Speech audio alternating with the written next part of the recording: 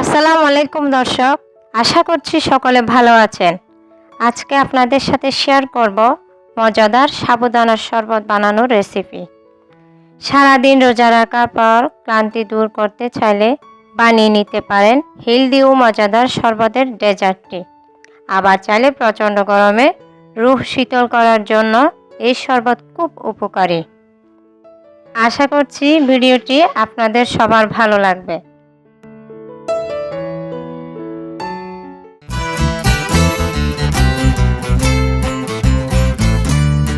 সবার প্রথমে আমি চুলায় দিয়ে দিয়েছি একটি প্যান। এবার দিয়ে দিব 1 লিটার তরল দুধ, সাথে দিয়ে দিচ্ছি হাফ কাপ গুঁড়ো দুধ এবং 1 কাপ চিনি।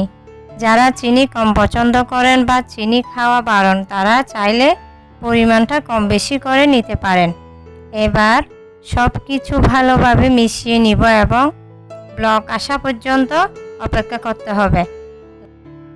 এখানে একটা বিষয় খেয়াল রাখবেন, দুধগুলো যাতে বেশি ঘন কিংবা পাতলা হবে না। দেখুন এরকম দেখাবে।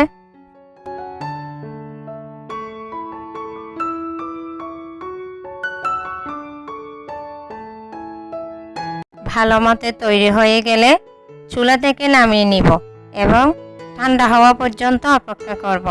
এবার সাবুদানা ফুটানোর জন্য একটা পাত্রে পানি নিয়ে নিয়েছি।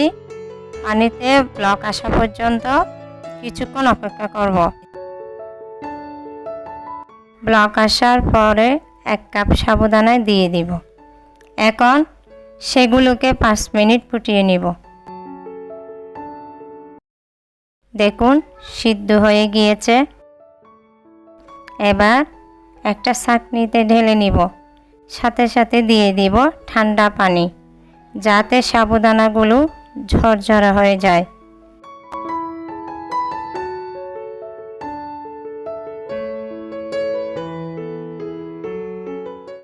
এবারে ঠান্ডা করে রাখা দুধগুলো একটা পাত্রে নিয়ে নিলাম।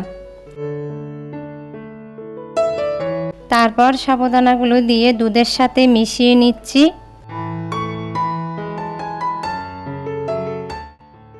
দেখুন মেশানো হয়ে গিয়েছে। এবারে এক এক করে সবগুলো ফ্রুটস দিয়ে দিচ্ছি।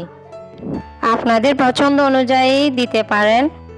প্রথমে দিয়ে দিলাম কুচি করে রাখা আপেল, তারপর দিয়ে দিলাম 2 রকমের আঙ্গুর, এরপর দিয়ে দিলাম পেয়ারা কুচি, এরপর বাদাম দিয়ে দিব। এবার ভালোভাবে সব ফ্রুটসগুলো মিশিয়ে নিচ্ছি। এখন উপর থেকে আনারের দানা ছিটিয়ে দিব। এতে ডেজার্টটিকে আরও আকর্ষণীয় দেখাবে। আবার সবগুলো ভালো করে মিশিয়ে নিব। মেশানোর পর এবারে দিয়ে দিচ্ছি কলা কুচি। আপনারা আপনাদের বাসায় যে রকম ফ্রুটস থাকে বা পছন্দ অনুযায়ী ফ্রুটস দিয়ে বানিয়ে নিতে পারেন।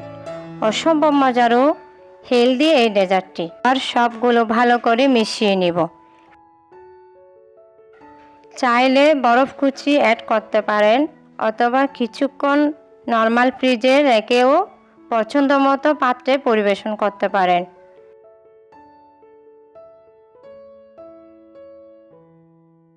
এই ডেজার্টটি কেমন লাগলো অবশ্যই কমেন্টস করে জানাবেন।